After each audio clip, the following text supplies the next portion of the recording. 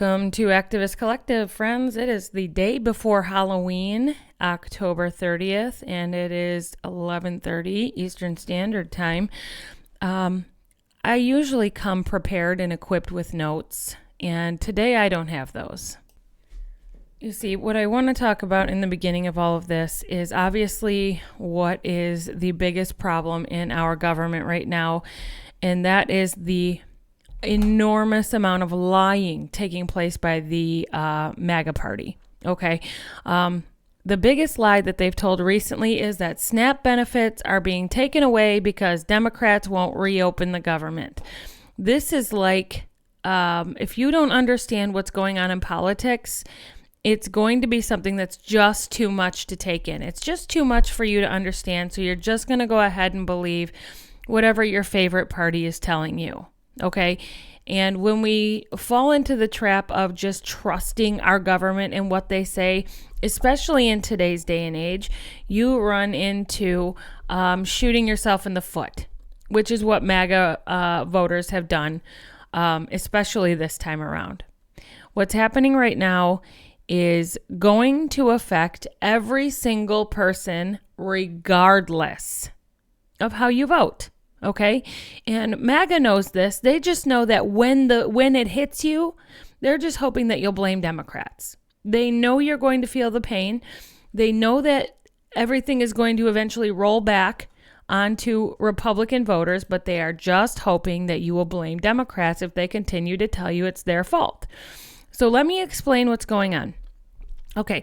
So there was a looming government shutdown because we needed another continuing resolution to fund the government. A continuing resolution is just a stopgap. It's like saying, we don't have 100% plan in place, so we're just going to keep funding it the way we want. But throughout history in our government, both Democrats and the Republican Party have used the negotiations at a continuing resolution vote to ask for things like, we'll vote for your continuing resolution if you do this. It's not the first time it's ever happened. Democrats and Republicans have done it, as I mentioned before. But this time, Democrats said, look, the damage that will be caused by the big, beautiful bill to Medicaid, to SNAP, to the Affordable Care Act it's immeasurable in this moment. We can only guess how much damage it's going to cause the American taxpayer, but it's huge. But we know it's huge. So we're going to use this moment to negotiate, with Republicans to try and get some of that funding back to protect the American citizen from all of the overcharging, the high costs of living. Everything is out of control, and we're going to use this moment to negotiate with Republicans. Republicans said no. We want to continue on everything the way everything is. And if you haven't noticed, the way everything is fucked. And so Democrats said, no. That's not how this works. You don't have 60 votes. You need us.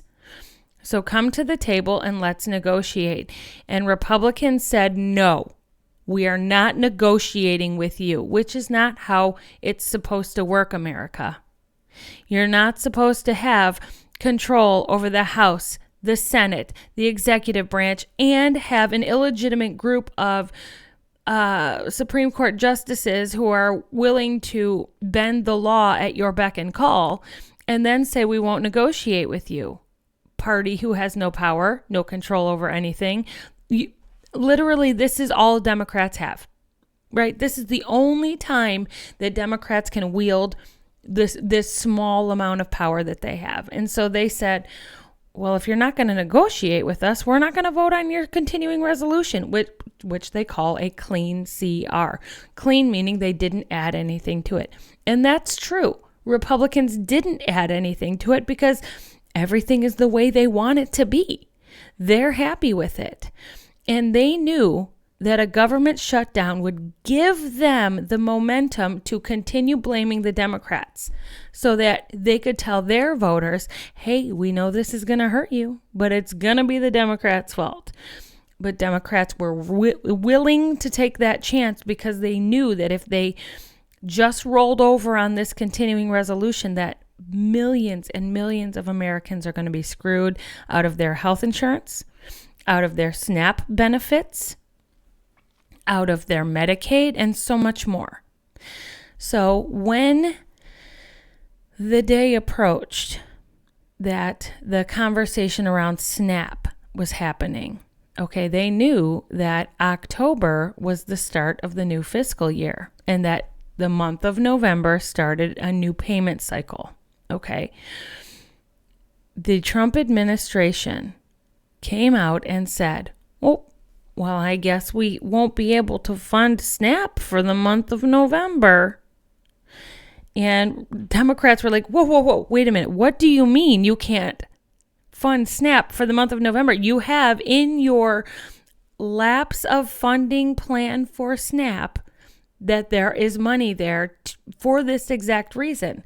In fact, I am going to read it to you, friends, and I'll try to put it up on the screen for you as well. Okay, so let me pause right here and pull it up for you. Okay, I'm struggling with getting it up on the screen, but I will try while I'm reading this to you. It's pretty darn clear, friends. And this was on the website simply moments before they said they couldn't fund it because of natural disasters. It says, USDA's 2025 lapse of funding plan dated September 30th of 2025, Supplemental Nutrition Assistance Program. The Office of Management and Budget's General Counsel provided a letter to USDA on May 23, 2025, stating that there is a bona fide need to obligate benefits for October, the first month of the fiscal year, during or prior to the month of September, thereby guaranteeing that benefit funds are available for program operations even in the event of a government shutdown at the beginning of the fiscal year. In addition, congressional intent is evident that SNAP's operations should continue since the program has provided with multi-year contingency funds that can be used for state administrative expenses to ensure that the state can also continue operations during a federal government shutdown. This is highlighted on this website. This website's great. I'll tell you about it. These multi-year contingency funds are also available to fund participant benefits in the event that a lapse occurs in the middle of the fiscal year. To fulfill this congressional intent, it is necessary that a limited number of FNS employees be accepted from furlough to support program operations. These activities include, but are not limited to, program policy and operations, financial management, and stakeholder communications. That is directly from the USDA's website and subsequently disappeared the moment that Donald Trump decided to use food as a political weapon against his enemies, who are Democrats, and therefore you suffer the consequences. It's disgusting, it's vile, it's reprehensible, it is evil. And it is exactly the type of thing that Donald Trump and his minions would do. In fact, I would go so far as to say that this is something cooked up by Stephen Miller, executed by Donald Trump, and played out by the little puppet Mike Johnson and his cronies in the House. I need you, America, to understand that this is not something Democrats did. They are trying to save you. They're trying to literally save actual lives. And going forward, I don't know what's going to happen, but I know that every single federal employee pounding their fist and saying, open the government, you're causing us to blah, blah, blah, blah, blah. I get it. But do you understand that opening the government may give you your job for a week, but then they could turn around and axe you at any moment without any recourse? Because that's what this government is doing. They don't care who you are or what you have to pay for. They don't care. And that is not a government that should be ruling over the United States. We have always been a country that, at least in pretend, prides itself on being, a democratic country. And our Republican representatives at least pretended to care. We have a man in office who doesn't give two shits if anybody lives or dies. Now, what I want to talk about with the Republican voters, or anybody really, is that Republicans are laughing about people not getting their SNAP benefits. They're literally laughing at little old women, disabled people, and veterans and children. They're laughing at them because they think these people are just not working, when more than 2/3 of people on SNAP have full-time jobs. It's ridiculous. But what I need these people to understand is how this shit rolls downhill, okay? You cut off SNAP benefits from people who use it to buy food, and then the grocery markets lose all those billions of dollars for that month. And what do you think they're going to do? You think they're just going to eat that cost? MAGA? No, you dumbass. They're going to pass that cost on to you. In fact, it's probably going to be instantaneous. You're going to see rises in your grocery products instantly. November 1st, the prices are going to get hiked, because there is no way in hell that these grocery companies, who have already jacked up the prices since COVID and made it unbearable to go grocery shopping, there's no way in hell that they're giving any of that pricing back, and they're going to take more. And that is because of this administration. But they want you to continue blaming Democrats because they think you're too stupid to know any better. And I think you are too. MAGA, I think you're too dumb to know any better. And I know that because you voted for this administration, a man who has lied his way through his campaign. He's lied his way through all of his rallies. He has lied to your faces and he's lied through every court hearing. He's lied under oath. That man lies. Everything is a cover-up and a conspiracy and a lie. Everything. And you believe it. And I think you believe it because you want to believe it. You want to hate black people. You want to hate gay people. And because this man gives you the right to do that, you're willing to defend him under any circumstances. And to that I say, fuck you. Fuck you, bitch. The pendulum will swing. It will swing, and it's going to swing hard, baby. It's going to swing real hard. And we're going to help it. We're going to push that motherfucker around the bar. We're going over the top. So get ready. Every single ICE, Gestapo, DHS Gestapo who beat up or jailed somebody illegally without due process is going to see their day in court. We'll make sure of it. All right, we're going to move on to another topic. Okay, the next thing that I want to talk about, friends, and this is coming from my law enforcement background. I hate talking about it. I do have PTSD over my experience and my tenure as a law enforcement officer, and I don't like using it. I don't like talking about it, but I do have a specific knowledge set that just jumps into action when I see things like this. And I need to give advice to those people out there protesting at ICE facilities or in places where you're going to encounter ICE. Okay, I want you to watch a video, and before I show you this video, I want you to know that there was just an incident where an ICE agent pointed a pepper ball rifle out of a window at the face of a protester and then switched the pepper ball rifle, to an actual rifle or a gun and pointed it at an individual. And to my knowledge, the police were not called. To my knowledge, No, human rights attorneys were contacted. I don't know. I know that it's making the news and the rounds, so hopefully something will be done about that. But this happened maybe 24 to 48 hours ago, and I made a video on this on TikTok, but I need you to see it if you haven't seen it, because I want to talk about it. You already know who you are. Oh, good. You can't take my phone. You cannot. Oh, that's illegal, sir. That's freedom. Hey! Get off of her! Drop that shit! Hey! You need to get off of her right now! Get off her! Get the fuck off her! You stole her phone! Hey! So what you witnessed there was DHS officials walking past a group of protesters who were in their face with their cameras. They were blowing whistles, and that officer took her phone from her hand. Took it. Like maybe pushing them back because they're in your way. They're making you feel threatened. I don't know. But he took her phone out of her hand. And then when she turned around to take it back from him, he beat her up.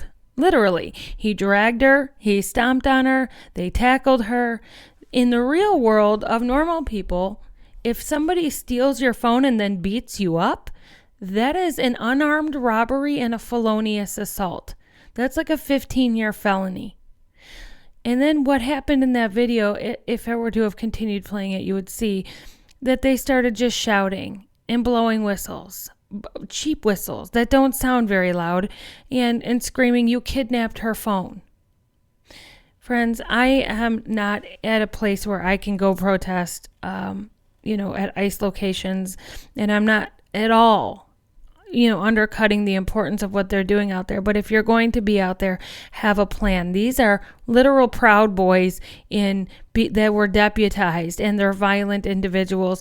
They're not mentally sound individuals. So we need to have a plan for when something like this happens, because it's going to happen. And I need for you to call the police, friends.